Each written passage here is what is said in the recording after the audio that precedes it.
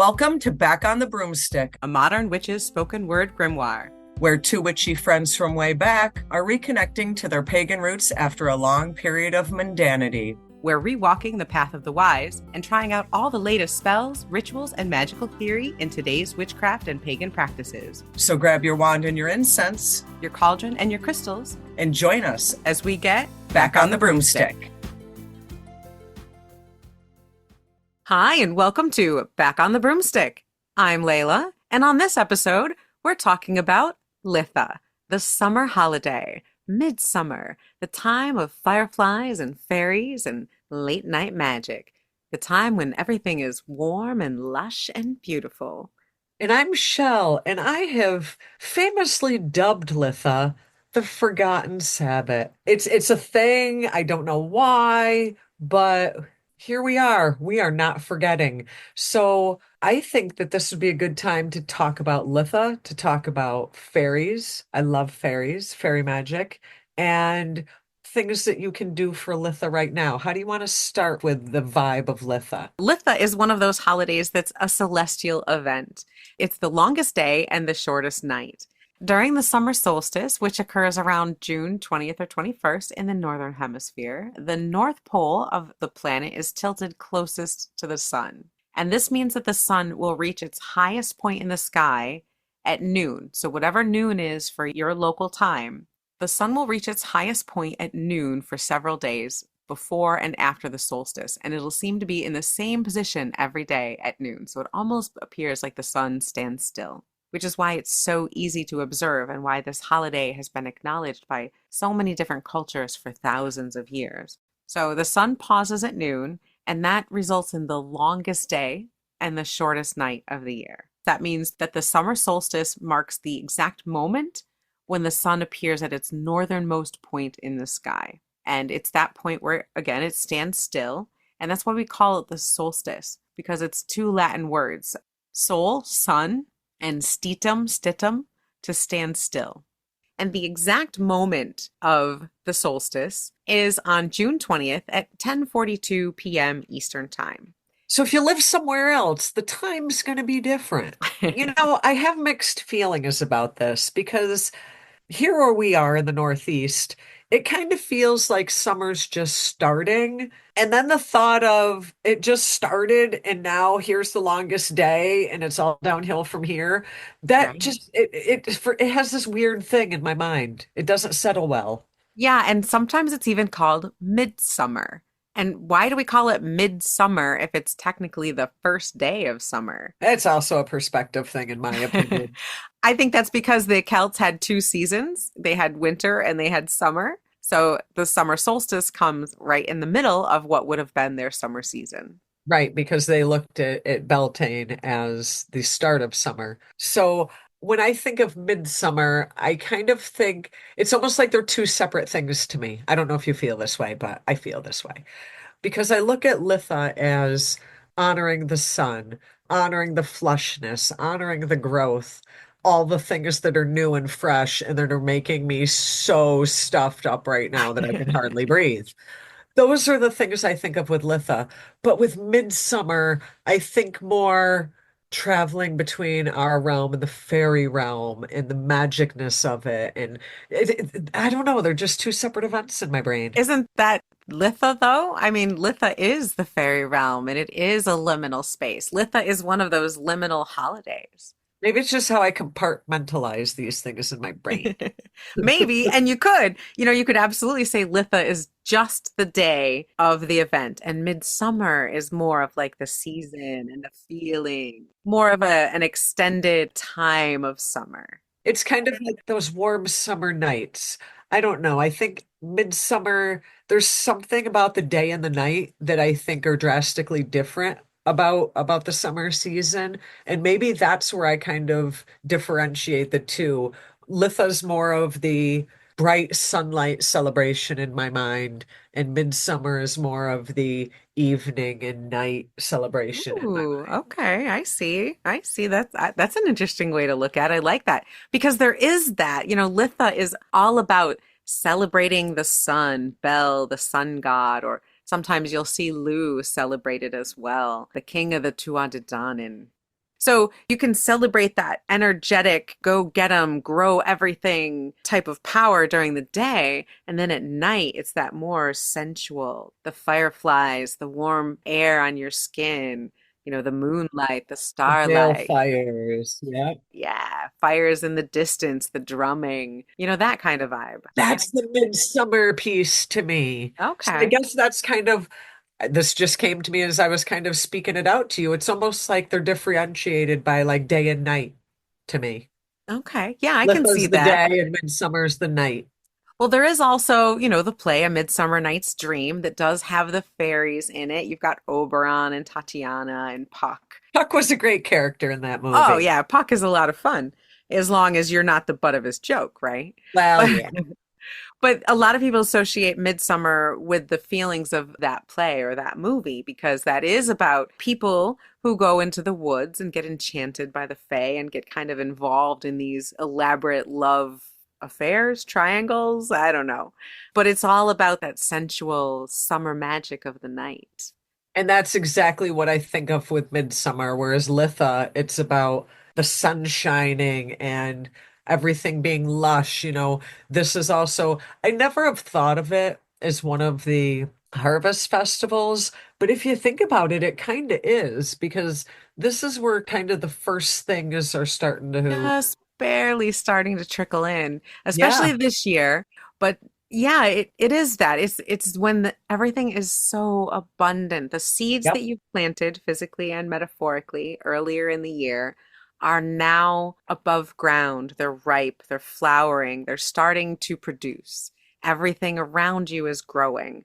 And so the energy that you can tap into is that same kind of green, growing, abundant energy. That's the God, the sun, that vibrant, move forward kind of energy that you can tap into during the day with the sun. You're getting those first tastings of the fruits of your labor. Right.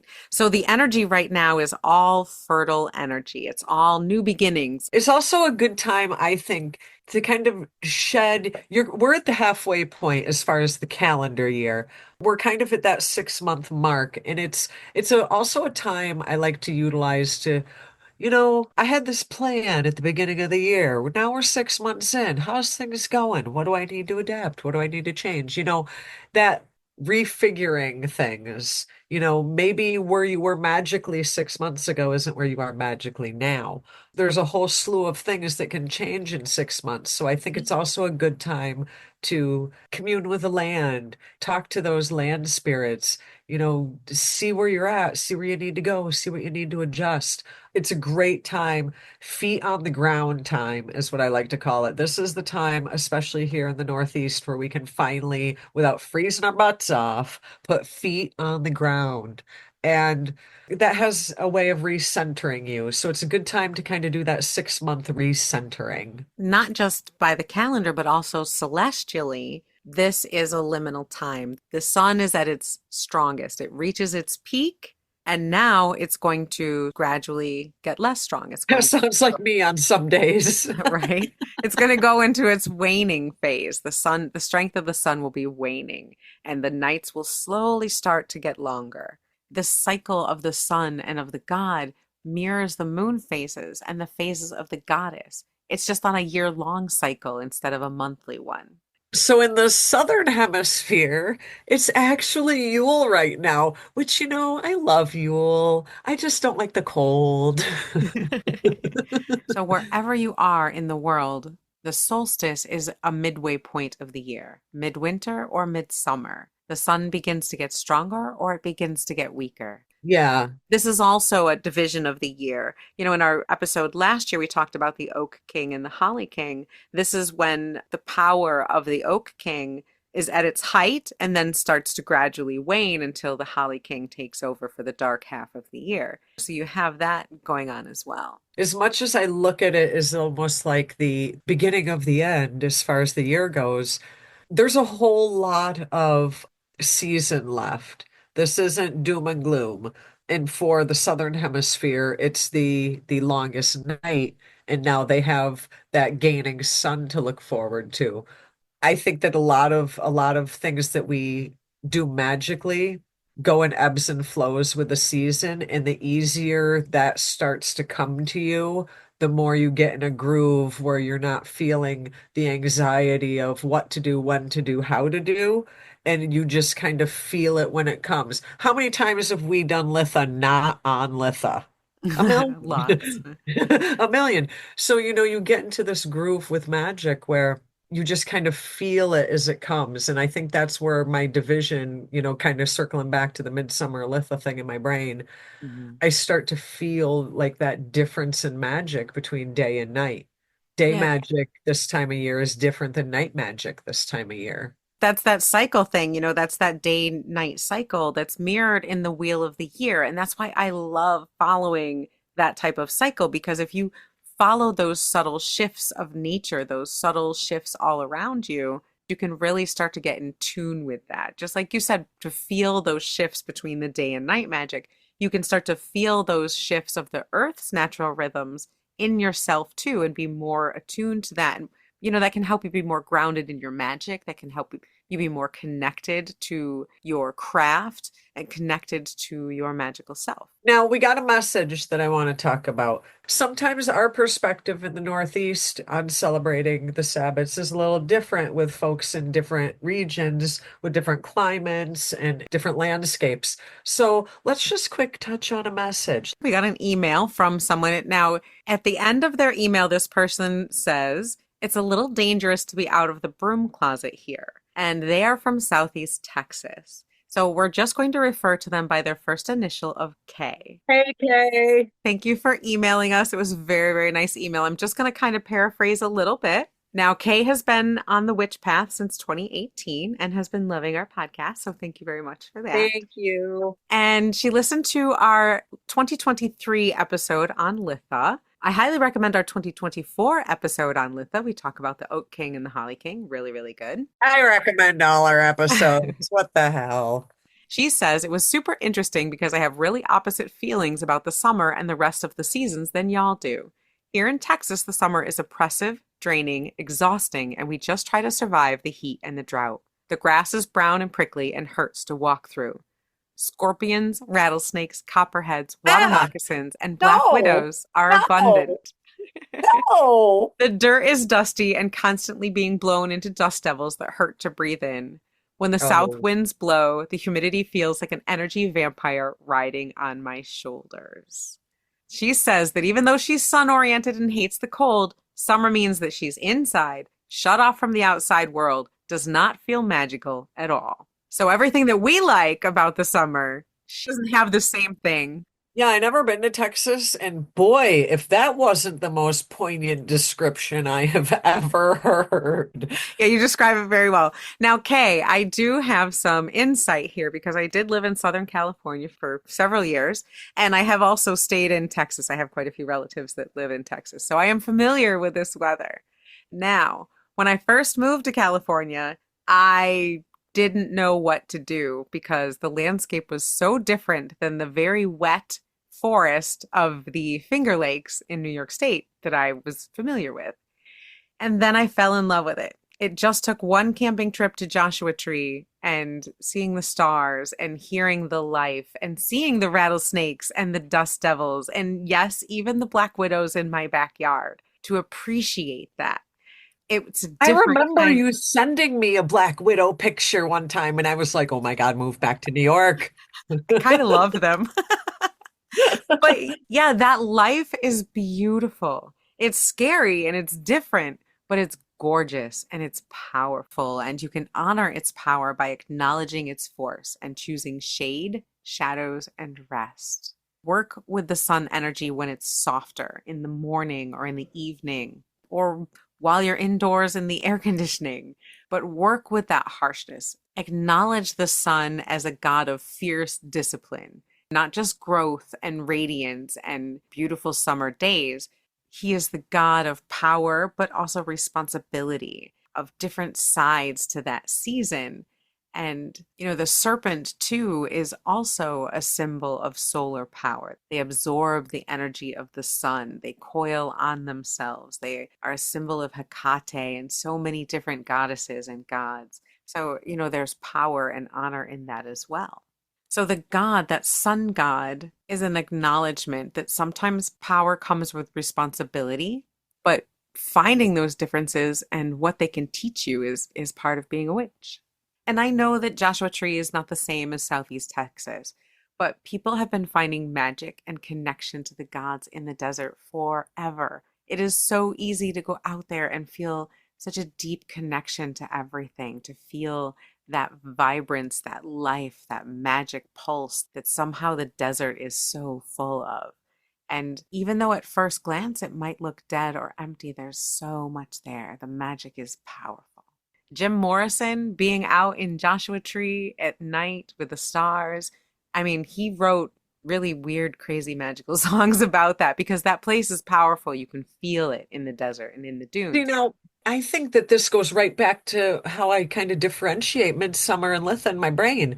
Maybe Kay would have a better time honing into that midsummer night magic where it's Yes. cooler. And by the way, the stars are probably amazing in Texas, I would think. So pull into that night magic more so than that hardcore sun energy that you've got me afraid of now. Right? I used to say that the sun in the summertime in Southern California was trying to kill us. It was not the benevolent forest god, the horned god running through the woods, trying to tempt you to go to a bonfire and fool around with him. No, this god really wants to kill you. He'd like to give you sun cancer, and maybe you should die. And you kept trying to get me to go out there. Yeah, because I still love it. But tap into that, tap into those energies, learn about the different life that's abundant in the summertime there. So you'll have to celebrate the season slightly differently. For me, in Southern California, it's definitely different than Texas, but February, March, April, oh my gosh, the abundance, everything's green and growing. So things are different there at different times of season. So you have to adapt these. Yes, it's still the longest day and the shortest night. Yes, your God, your sun god is different in Texas than our sun god is at the same time of year here in the Northeast. So you have to work with him, work with that energy differently. It's a little stronger. So when you make your sun tea, it's going to be powerful. It's going to be that heavy, angry, that maybe not necessarily angry, because I don't necessarily think the sun wants to kill you. Sounds like it does. No, it's more like the sun in the desert wants you to pay attention, use common sense, and know your limits. Just wants to whip you into shape. Just wants to whip you into shape or maybe get you ready for the next season because I know a lot of plants in these places have to get hot. Some of them even need to burn before they can grow. And so maybe the sun god in your area is trying to whip you into shape, is trying to mold you into who you need to be for the next season. So work with the energies where you're at. It's difficult for us. We're talking a lot about where we're at right now, but I know just in the United States, there's a lot of different environments at this time of year. Yeah. It goes back to your whole thing with spirit of place. Remember we talked about spirit of place? What you're saying totally makes me think of spirit of place that, you got to connect with the land spirits of where you're at. And, maybe you're in the burning depths of hell right now in Texas, but work with that. Utilize that energy, but, work with that spirit of place. Talk to him, talk to that God. He's a little pricklier. He's a little hot. I see what Like you what I did did there. there. I like that. So yeah, work with what's there, work with how he is, work with how the energy of the goddess is. Maybe she's quieter, maybe she's sleepier, maybe she comes more alive at night. And you can absolutely do any magical working, even if it's trying to work with the evil sun god. You can do that at nighttime. It's not that the sun got put in a box and was taken away for the night. It's just out of your view. And just because it's out of your view doesn't mean it's there. What? No, when the sun's out of my view, it's just totally gone. Really? You think that? No. But yeah, I would do all my magical workings at nighttime, even if it was honoring the sun god at night, because I'm There you go. crazy enough to do that. It's God o'clock somewhere. It is God o'clock somewhere. That's right. So yeah, work with that energy at night when it's much easier and gentler to handle. Stay away from scorpions. Stay away from scorpions. Summer nights, pretty much most places until it gets oppressive.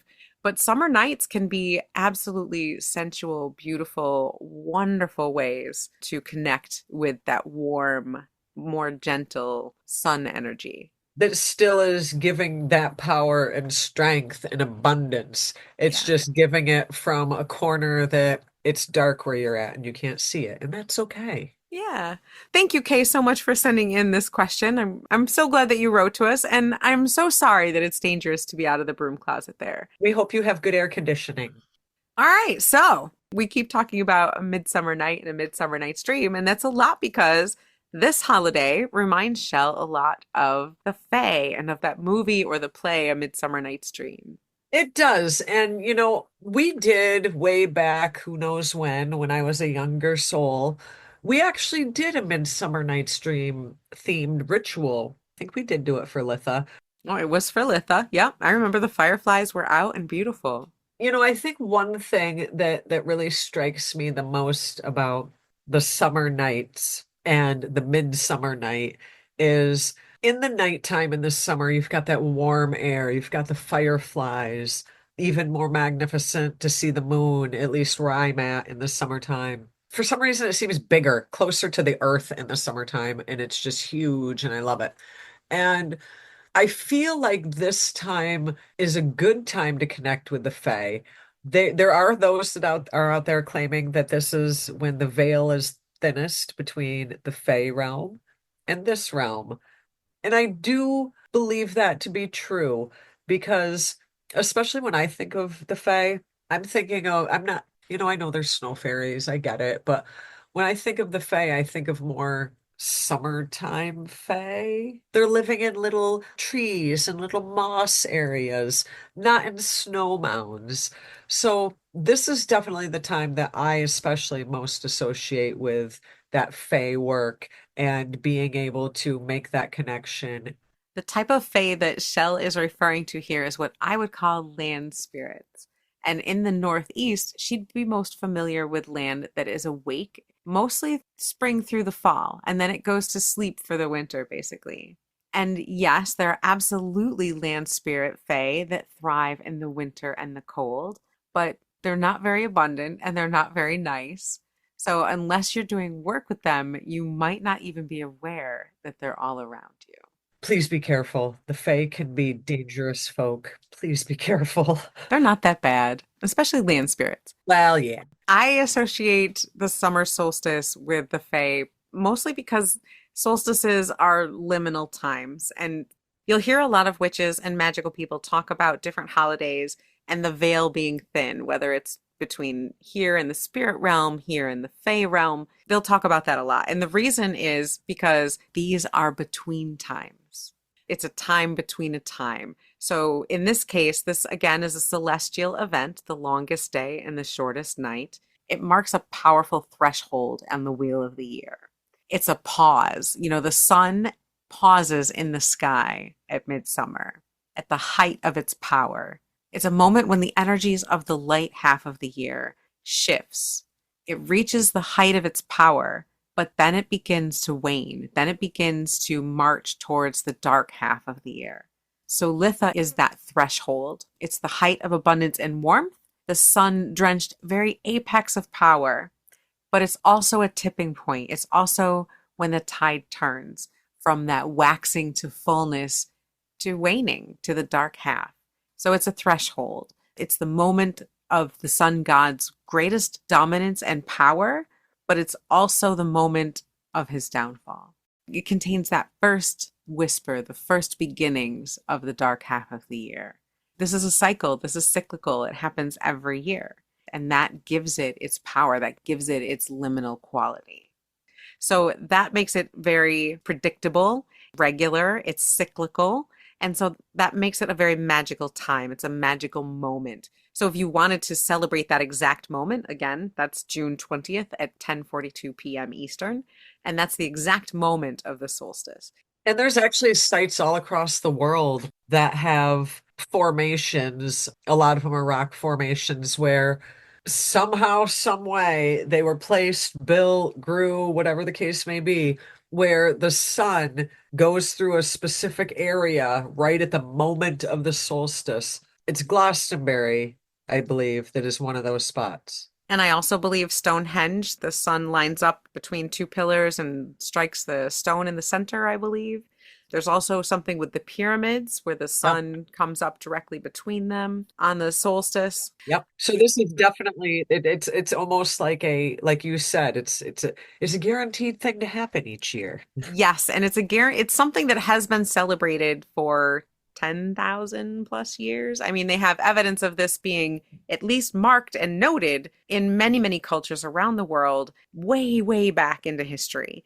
And that's because it is a moment, again, a celestial moment that you can measure and mark. And it does happen the same way every single year. That's what gives it its liminal quality. That's what makes it a magical marker in the universe. And so that's why people talk about the veil being thin between the worlds, because this magical cyclical moment has happened and occurred again.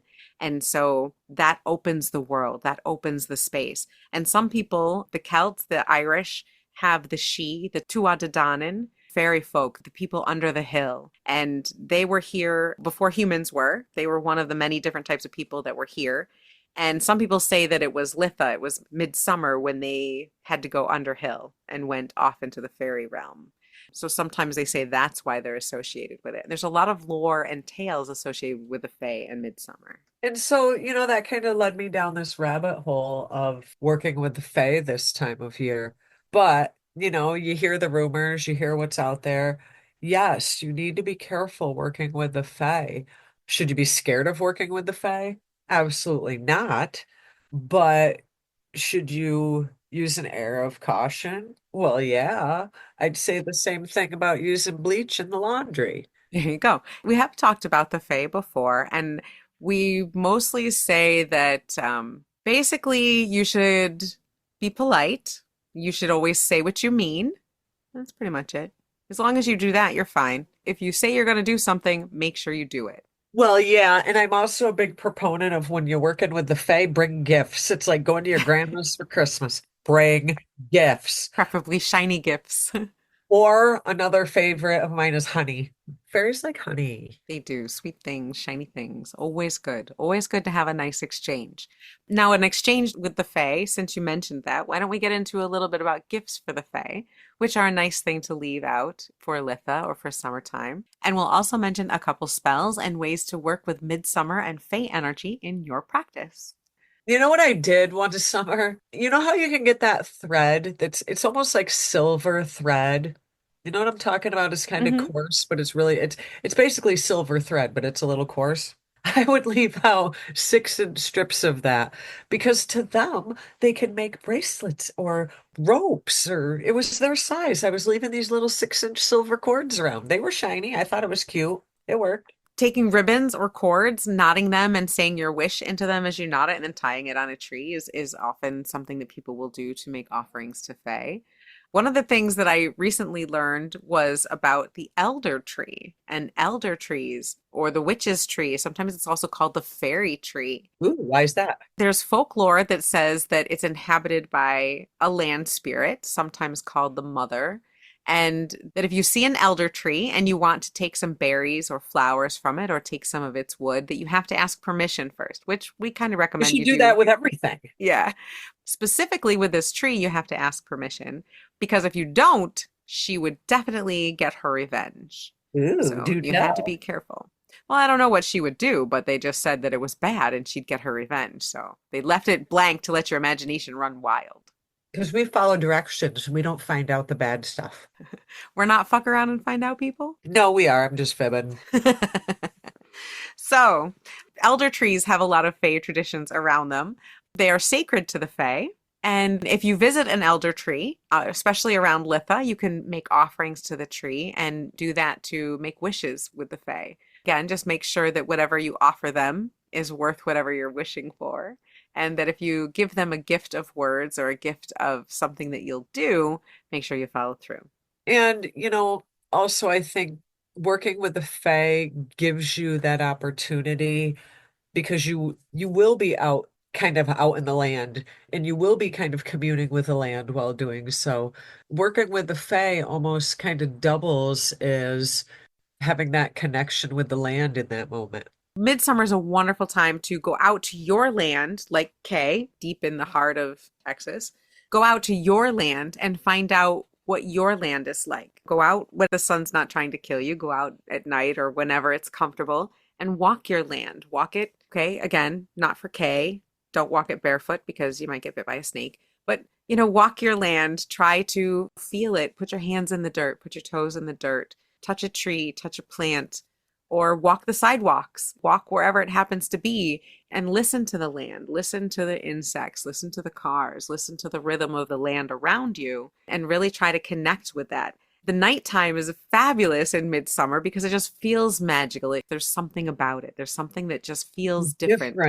It does feel like that liminal space. So if you have a night where the moon comes up and the breeze is warm and soft and you kind of feel that calling, go out, walk that land and see what it's like, see what it says to you. And I also think another good thing to point out is, so we talked about how Litha is technically, either the 20th or the 21st. And I even joked earlier about how many times have we actually celebrated Litha on Litha. There's something to be said for that because maybe where you're at and your environment and your surroundings aren't conducive for you to do something on the 20th or 21st, but you'd be able to on the 23rd. Don't think that that is going to hinder your intentions at all, in our opinion. Your intentions on the 23rd are the same as they were on the 20th. And you don't have to focus on the date so much as that feeling that you have, that magic coming to you. A date is just a date. Who made the calendar anyway? Well, the solstice is an actual celestial event. It's not I really. know, but I also know that I haven't celebrated it on the actual celestial event and it's been fine. Exactly. And the point is, our old community would usually celebrate it on the weekend closest. Right, A right, lot of covens, your coven probably celebrates it on the weekend closest. right. So it really doesn't matter. If you want to brew yourself some sun tea during the day on the 20th, and then at 10:49 p.m. Eastern, you want to toast the god with that tea, you can. Oh my God, I have a wicked good idea for Kay and all of the other folks in the Deep South. So, if it is blazing like the ass crack of Satan down there, what about an outdoor simmer pot? You know what I'm saying? Like create a simmer pot, not one that you drink. I'm talking more of the simmer pot nature, not the drinkable nature. So you're saying that you're harnessing the power of the sun to heat up herbs like in a potion? Yeah. Almost like a sun tea, but more of a spell brew to use as an offering or a spell component? Is that what you're making? I kind of use it more as like a magical concoction that kind of brews that magic into the air, not so much as to make my house smell good. Okay. All right. I see what you're saying. Like an herbal potion created with the energy of the sun. Not tea, because you're not going to drink it, because you Right. can make a sun tea spell by Right, right. putting your herbs in, but you're talking about making a spell infusion that, Almost like a liquid incense.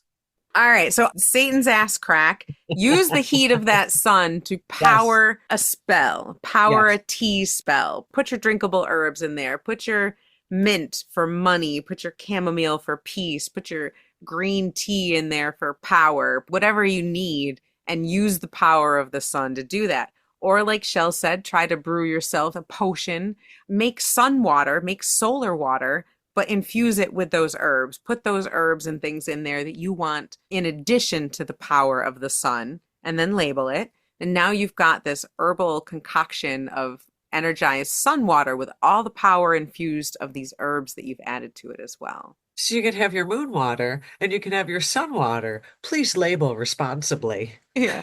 And if you do put herbs in it, make sure you use it pretty quickly. Yeah, and also just be cognizant if it's something you're going to try to drink, make sure that you're using, what do they call that? FDA approved herbs so that you're not making yourself ill. We're not doctors Ooh, here. speaking of herbs and making yourselves ill, I'm going to take a left-hand turn here, Chelle. Oh my God, you never do that. I know it's my turn this episode, but I have been having a lot of fun with mugwort lately since Oh you my mentioned. God, that makes me not be able to breathe just thinking about it. I know, I know. So I was lamenting in an earlier episode that we didn't have any here. Well, that's because we mowed it all down before we realized what it was. We moved in later in the spring last year, so a lot of it had already been mowed before we got here. So this year we didn't mow some sections, and the mugwort came up like crazy because it's invasive in a lot of places in the United States. So I've been harvesting it for a little bit. I harvested some early mugwort. I've heard some people say that you should harvest it before it flowers. I've also heard some people say that you should harvest it on June 6th, so I harvested a bunch then. But mugwort is a dreaming herb. Mugwort is a mystical liminal space herb. Ironic that June 6th is a good time to pick it, right before the solstice. And it's also an herb associated with the fae because you can work with mugwort in tea, in smokable spells, in incense, in sachets, fresh, dried. It's wonderful. And funny story. So I was out walking my woods and I found a huge patch of mugwort. And I picked a bunch of it early because it's a little bit less bitter that way for tea. And it's also nice in smokables a little early as well. And holy cow, the dreams, Chelle. Ooh. Just from picking it, the dreams that I had that night were Yeah, because crazy. it's soaked into your skin. Yeah. So I have a bunch of it drying, and then I usually like to dry it just for a couple days. I don't want it to be fresh when I make it into a smoke bundle, if I'm going to be wrapping it into a bundle. I like it to be a little on the drier side. Like not crispy, but drier. You like it to be like your weed. Funny. Not quite that dry. But yeah, so when I took it down after a few days, when it was ready to be bundled, again, the dreams, holy cow. So mugwort, especially in June, right around Litha, if you want to work with the fae, if you want to do dream work, gather yourself some fresh mugwort.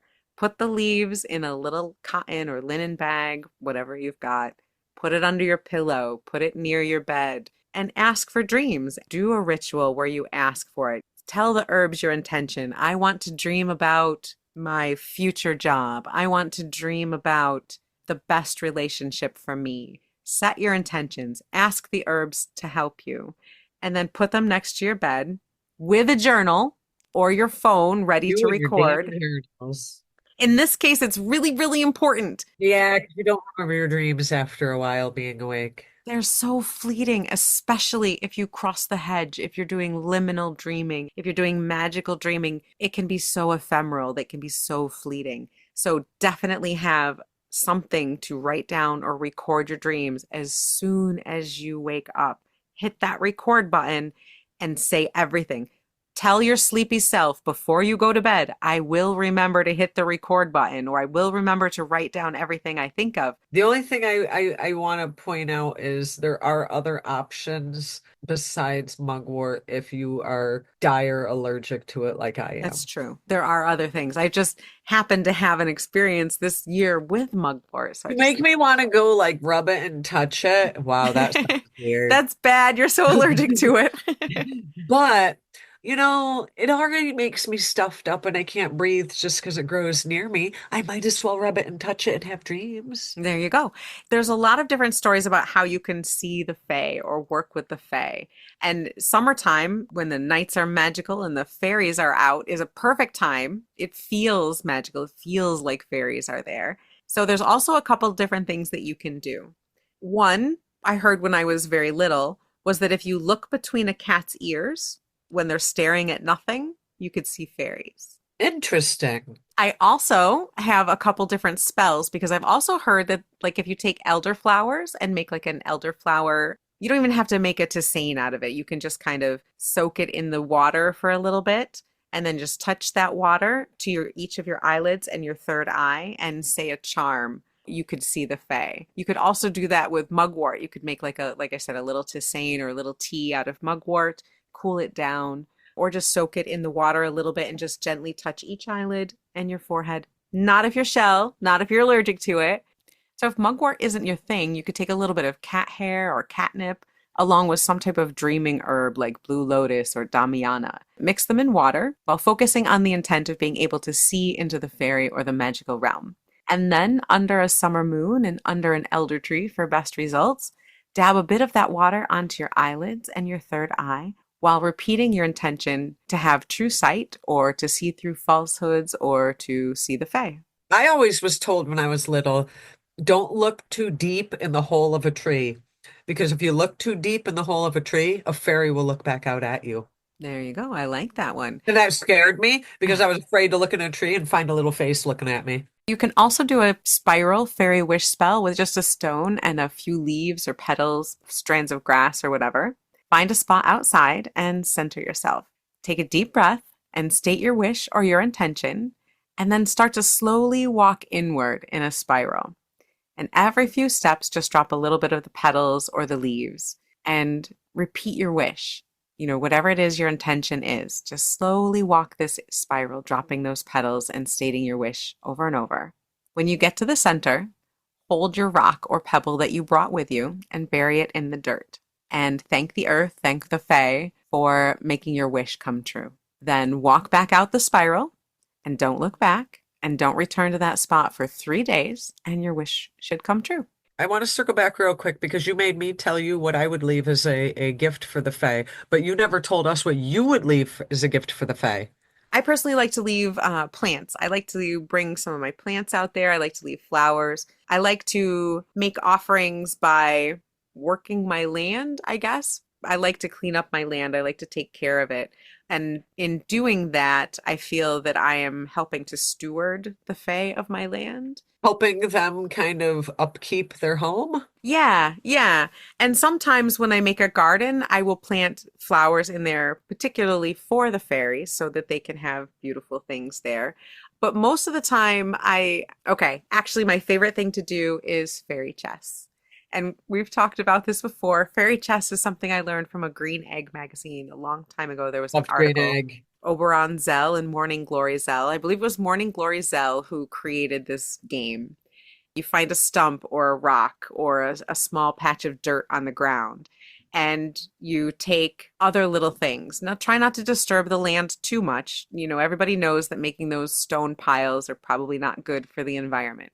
I'm just talking about a twig here, a leaf there, maybe a little flower that's fallen or a stone. Just take these little objects, little things that seem magical, that maybe call to you, and arrange them in a pretty little shape on that stump or rock or dirt. You can get kind of elaborate or keep it very simple depending on where you're at. Like here on my land, I like to make very pretty sigils and symbols and circles and spirals with the different flowers and the grasses and things that are here. But that's because it's here. And I know that it's getting chopped down in a few days, so it's not going to really matter. So I can use a ton of it. But if you're at a public park or something, you might be a little more cautious. But you can still play elven chess and make a little pretty symbol for them, or make a pretty little spiral, or make a little house out of bark and offer that to them. Now, not all fae are the cute little Thumbelina kind of fae. A lot of them are large and glowing and big as people, but still making these little offerings, these little symbolic offerings to the land can be very beneficial in furthering your relationship with them. So yeah, mostly taking care of the land and sometimes a little bit of elven chess. So I have a confession. What's that? Going on the elven chest thing. I was thinking that same thought the other night. It actually happened to be in the local Target parking lot. Happened to have a pair of scissors in my car. And I very politely asked for a couple of roses and cut them from the Target parking lot. There, I said it. I did it. And then I brought them home and did a very nice little float them in water. That's what I like to do, float them in water and then drip little honey about it and leave it on the windowsill. Windowsills are very cool liminal spaces. So I love that you left it on the windowsill, because doorways, windows, also liminal spaces between here and there. So if you want to have a physical connection, like a lot of times we talk about sympathetic magic, like for like magic, a windowsill being a liminal space can help you cross that fey liminal space. So by leaving an offering in a doorway or in a window, that definitely connects you to that. But you also have to remember you're also at that point inviting them in. That's true too. Make sure that you recognize that and you understand that relationship. Again, if you make any promises, you keep up your end of the bargain. Yeah, because you don't want to find out what happens if you don't. It ain't fun. It's like kind of making your parents mad. No fun. Probably even worse. William. So your Litha rituals with the Fae, whether it's your land Fae or you're trying to connect with the two-headed Danin like Lu, you can do that by embracing the sensual in your life. Walk slowly in the moonlight, wear your favorite scent, wear luxurious clothing. Another way is to do a glamour spell. You can do that by creating a mask. Take one of those plain carnival masks and some paint or markers, glitter. You can use natural objects like feathers, moss, beads, whatever you like, ribbon, charms, whatever. And have a mirror nearby. Center yourself, relax, and say something like, I step between the worlds of leaf and light, where fae dance in beauty's sight. Let glamour rise and masks reveal the sacred self I now am and feel. And then decorate your mask. Color it, paint it, glue things to it, feathers. Make it as interesting, cool, magical, whatever as you like. And while you're making the mask, 3 times while you're making the mask, look into the mirror. And each time, say something different that you love about yourself. Gaze into your reflection, say what you love about yourself, go back to working on the mask. And do that 3 times.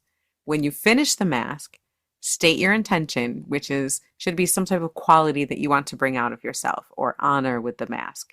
Maybe it's beauty, self-confidence, maybe it's magic or inner sight, whatever it is. And then gaze into the candle flame and imagine yourself shimmering with this glamour. Breathe in, breathe out slowly. Draw in the beauty or whatever it is that you have created and anchor that into you and into your sense of self. Put the mask on, look into the mirror one more time, and state that you have that quality. I am beauty. I am strength. Whatever it is that you made that mask for. Look at yourself and say that. Really feel it. And then take the mask and keep it on your altar as a reminder of all those things that you're drawing into your life. I've actually done a ritual in the past where I was just looking to just have a conversation with Tinkerbell. So, you're talking about these deep, big fairy presences, and here I am one night, in 1990 what, trying to summon Tinkerbell. I love that. All right. Well, Tinkerbell is definitely a good example of, at least the movie Tinkerbell is a good example of fairies that aren't always nice. And I think that was the misconception I had until I had that encounter. There you go. Then I learned better. Then I learned better. And I think sometimes that's what working with the Fae is. It's all a learning process. You learn what is acceptable and what isn't acceptable super quick. Since Litha is all about abundance and it's about crossing this liminal space, it's midsummer. We're going from the days growing longer to the nights are now starting to grow longer. So since we're crossing that liminal space, doing a ritual or a spell to help you get into the next phase of your life or to help, maybe the seeds that you planted back in earlier in the year, now you've reevaluated, you've seen how they've started to grow. Now you want to see where they're going to go for the next part of the year, the next half of the year. So you can focus your energies or your spells in that direction. You incorporate the Fae by having the spell be something that you create. Maybe you roll a candle, or maybe you make a braid or some type of knotwork. And so you can incorporate craftsmanship, which the Fae appreciate, into that as well. See, I also kind of, going back to the Midsummer Night theme, you and I randomly call upon the Fae throughout the year for various things. And I kind of look at this as also a big thank you because, what do you do in the summertime? People have parties, people have barbecues, people have gatherings, people have family reunions. It's a time of year where people do tend to more get together. So it's also kind of a good time where your ritual can just be a thank you. Thank you for everything that you have assisted with this past year and for the future assistance. And kind of make it almost like a gratitude ritual. Don't say thank you to the Fae. Just Maybe that say, was my problem with working with the Fae. Is I said thank you too much. Shit.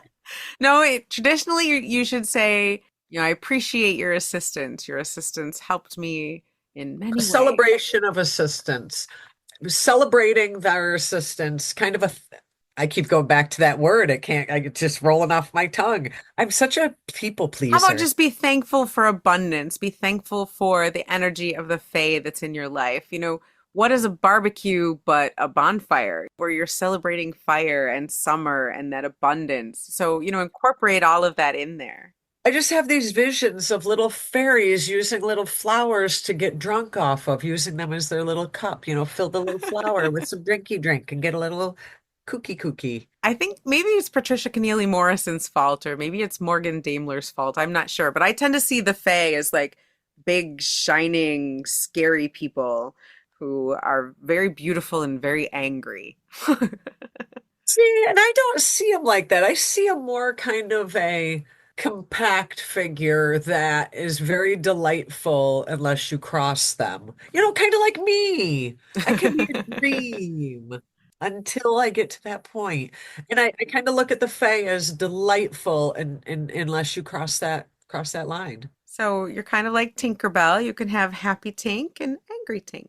Just Right. happy Chelle and angry Chelle. There you Right. go. All right. Yeah, so have that barbecue, celebrate the abundance in your life, celebrate the energies of the land around you. Feel the land. Take this time. This is a good time if you have the opportunity, if you are able, due to location, feel the land. Even if that is literally going out and put bare feet on the ground, hands on the ground. The land has something to say, and we all need to listen. And summertime is a wonderful time of abundance, even if the closest you can get to the land is finding a farmer's market. Yep. See if you can connect that way. There's lots of different ways to connect with that abundance. But I think with Litha, the main thing is don't let it continue to be the holiday that people seem to forget. I think that as much as we're all busy right now, we need to remember to celebrate those ticks of the wheel when that wheel turns. And it's easy to kind of pass some of them by due to circumstance, but let this not be the forgotten holiday. Get out there, enjoy the day if as much as you can, enjoy the Enjoy the nights. night. Enjoy the energies of abundance and fertility and The warmth, the light. I think the biggest thing, especially for us here in the Northern Hemisphere, the light. Vitamin D deficiency is a thing. So we like our sunlight and to know that this peak of sun, we've waited all year for the peak of sun, and here it is. Do something with that energy. you've got the strength and the abundance and the growth. So use that energy in your life to find those things and to apply that wherever you need it. And if it's the winter solstice for you today, then there is a light coming. Enjoy it. You've had your darkest night, and now you are creeping towards the light. Thank you guys so much for listening to this episode of Back on the Broomstick. However the light is in your half of the year, we hope you are enjoying it. And we hope to see you next week. We'll have another episode coming up for you, maybe a couple surprises between now and then. If you'd like to get in touch with us in the meantime, send us an email, send us an Instagram DM, send us a Facebook message. Send us mail at our P.O. box, man. We are getting all caught up on that. We do have our mail call episode coming out shortly.